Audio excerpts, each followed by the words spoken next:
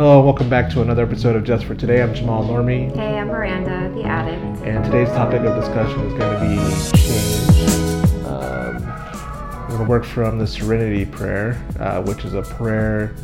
It goes across, it's in NA, but it goes across a lot of places. Like, I'm starting to hear it more and more in random things. But it goes, God, grant me the serenity to accept the things I cannot change, the courage to change the things I can, and the wisdom to know the difference.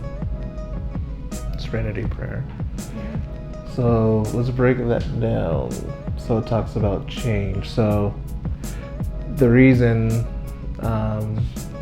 addicts get in the situation that they're in, or people in general, is because you're doing things the way you feel like they should be done. So you get to a point where things need to be changed, right? You can't continue to do things the way that you've been doing them because you're ending up in that same place. With that, what do you think when you're hearing that? What are you pulling from it? The Serenity Prayer? Mm-hmm. Well, I break it down each line, give me the courage to accept the things I cannot change. Coming into recovery, that was a big deal because you want to control everything. And so, accepting what you cannot change is a big deal. Like knowing, like when I was going through my rock bottom, I had no choice. I had to go to court for certain things. I couldn't change the fact that I was going to court, or even just the little things of my son turned 18 and he wanted to move out.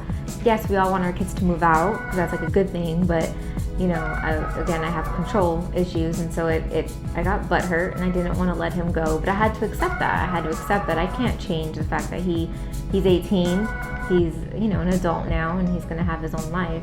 So just accepting things that I cannot change, that's a big deal. It's like you're letting it go. You're giving it to God and letting it go.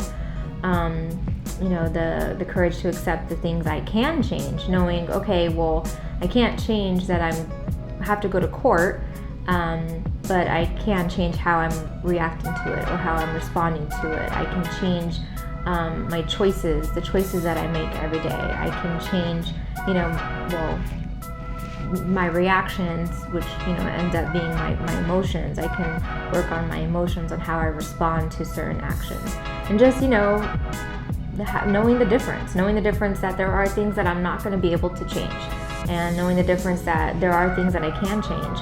I'm an addict. I can make choices so that I'm not in active addiction, or I can make a choice of staying in active addiction. So I can't change the fact that I'm an addict, but I can change the fact that I can be in recovery. So that's how I take that Serenity Prayer. Yeah. And that brings me back to what you guys are always saying how I think I'm perfect or whatever. It's not that. It's just that I'm accepting change and I'm working on that change, actively not doing things the way that my mind tells me to do things or how I'm feeling. Yeah, and it's so hard to do that because I'll sit there and say, okay, I'm going to change, with whatever you call me out on that I'm doing wrong or, the way I'm thinking. And I'm so used to just reverting back. I'll say, okay, I see what you're saying, but my mind is so used to that same pattern of thinking, I wouldn't change. I would end up doing the same thing. We got into so many arguments of the same issue, we're arguing about the same thing because I would say I understand. I would say that okay, I see what the problem is, but I wasn't doing anything about it. And that's how my whole life was just saying what people wanted to hear, but doing what I wanted to do. And that's what ultimately got me into the position of just being an addict and having mental issues and being spoiled and throwing fits when I didn't get what I wanted. Yeah. You have to let it go. You have to. Change isn't always easy. Of course, if it's not broken, don't fix it. But clearly, if you're an addict, if you're addicted to something needs to change, right? Example: we had somebody that was stuck in a rut, and then they, hey, come to church. Started coming to church, and then was doing great. Everybody's happy. They were feeling better. But the thing with church is sometimes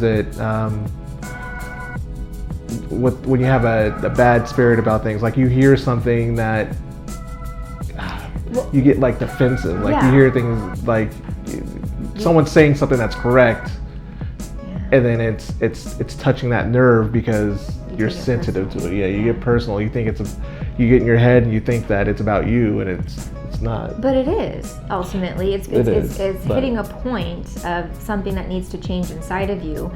And if you don't want to recognize it, if you don't want to accept it, you become defensive, and you're like, nope, I'm not going to deal with that. Like, I don't, I'm not going to go there. Yeah. Like, how many times, like with me, I could be going to the store to go get something, but if somebody tells me, go to the store and go get this, I'm not going to want to go to the store now just because you're telling me to go to the store, Like, and what does that do? It doesn't do anything. Just because I'm telling you. I'm not saying you. That definitely happens. No, I'm not saying you. I'm saying in general. Like, it could be at work.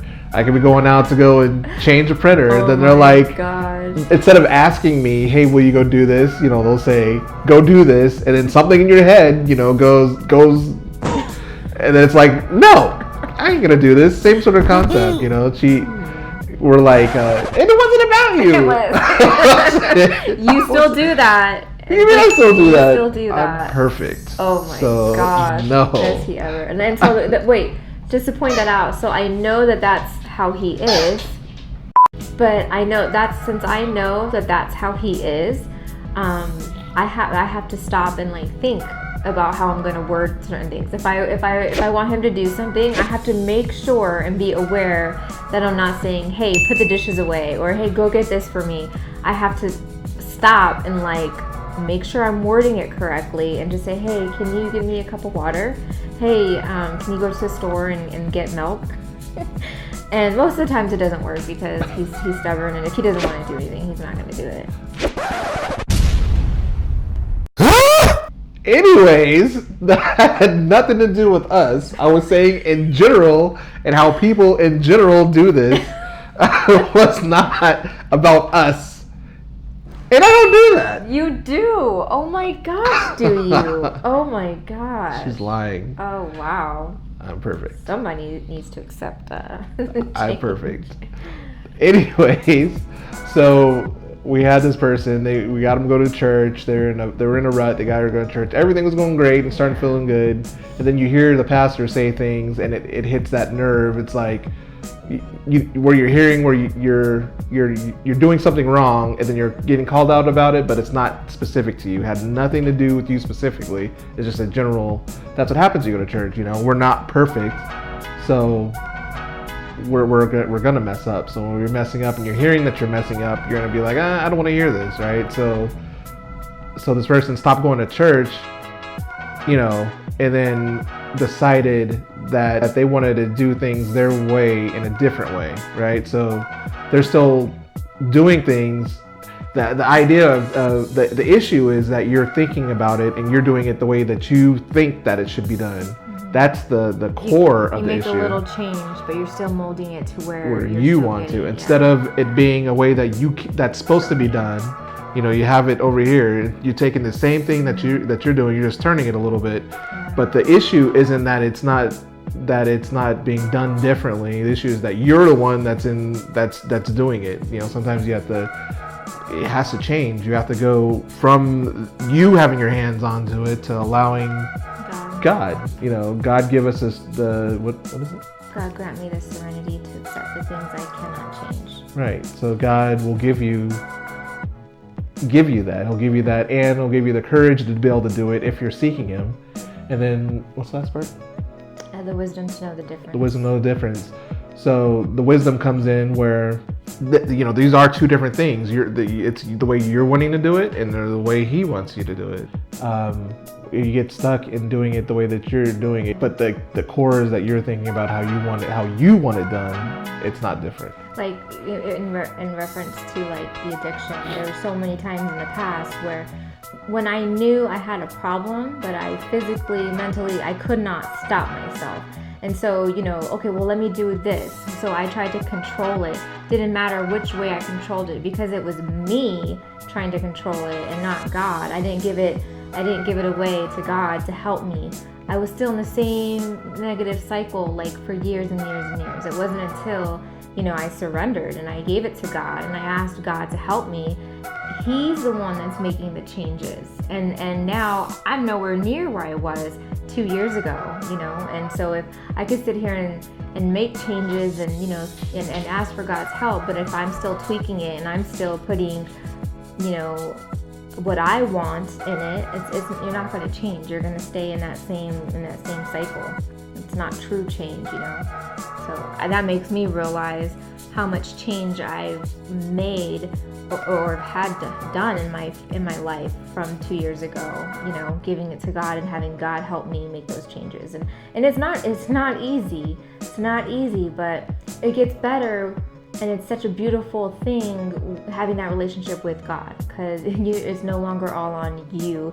You just give it to God. He gives you that peace, and you're able to make those changes gracefully.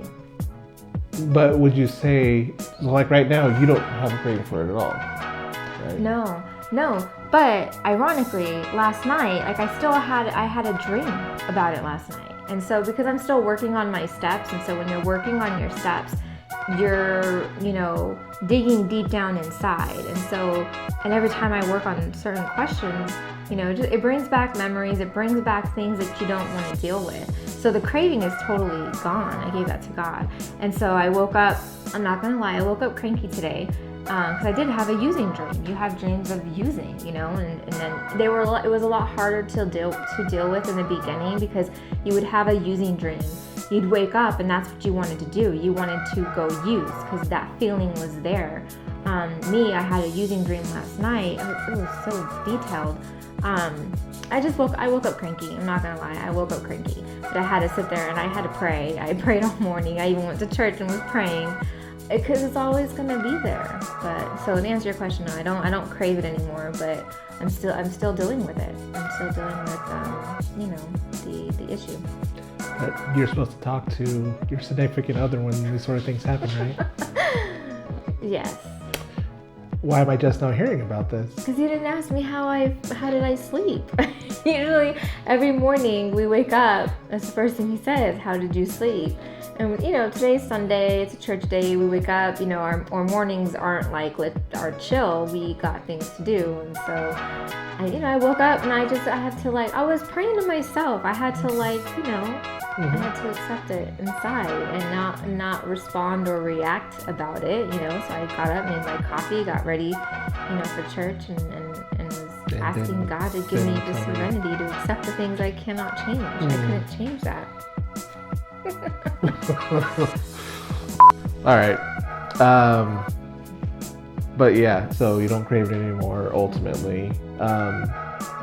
But you went from someone that was using every day, all the time, to not doing it at all.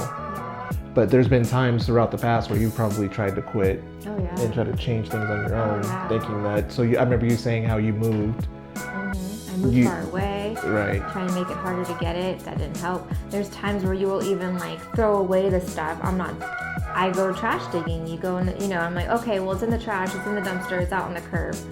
You go trash digging. It's like the same sort of thing, though. You're trying to change it your way instead of relying on God. Right. That completely takes you out of it.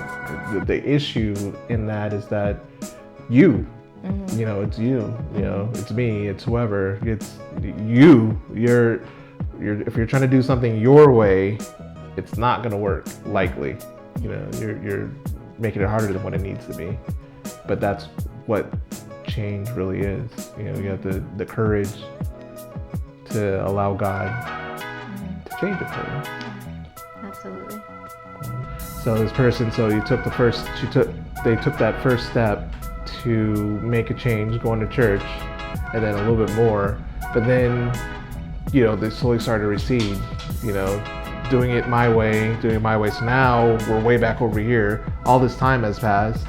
And if you just continue your steps, continue in the program, continue to doing what you're supposed to be doing, continue with God, you'll look back and all of a sudden you're over here, like how where you were, but instead, they're way back over here. And it just gets worse. Yeah. It gets worse, and then you end up going to your rock bottom. Mm-hmm. You know, Yeah. that's where it's leading to. Yep. But again, you can't force someone to understand that, and that's the hard part. Is you have to let go. You know, you like I say this all the time. You can lead a horse to water, but you can't force him to drink. You know, and that's all we can do is we can just guide people, or at least try to educate people. But it ultimately it's up to them. And God has a plan for everyone. So if now's not their time, there's a reason why. Yeah. There's a reason. And that brings it back to actually what our other video. I think that's why God gets so it's parallel the way that we think with like politics and things like that, like religion and politics, because people get passionate. Mm-hmm. You're talking about somebody that you care about. It can come off the wrong way. Yeah. You want them to you want the best for them, and they're not listening. So when you're passionate about something, you can come off the wrong way. So that's another reason why I think religion gets the wrong what's the word? Yeah, people get the wrong view. All right, that's it for today. Leave a comment below about some of the things that you want to change. Maybe this will be your first step to recovery, making a change, making a difference. Let's have a conversation. This could be a new chapter in your life. Like, share, to subscribe, do all the things, and most importantly, remember to keep coming back. Stay clean. Bye. Bye. Oh, you like face palmed me. Shove the whole chicken nugget in your mouth. It was my nugget.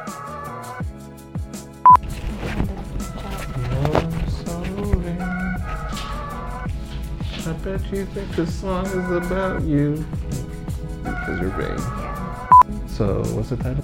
Hello, welcome back to another episode of For today, I'm Jamal Normie. Hey, I'm Miranda, the addict. And today's topic of discussion. I gotta do that over again. Oh my gosh. Place. I'm gonna segue.